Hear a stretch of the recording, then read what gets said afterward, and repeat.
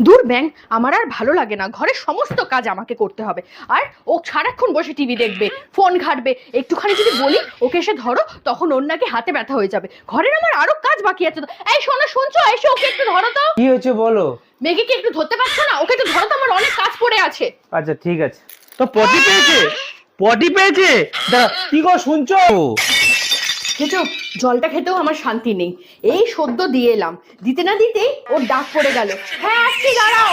আরে মা, তোমার দুজনে কোথায় গেল? তাড়াতাড়ি আসো, ও মনে হয় পটি করবে, তাড়াতাড়ি আসো।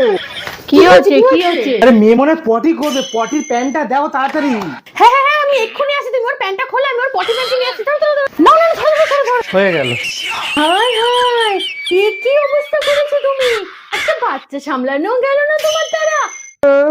দেখো মেয়ে কি করেছে, সবার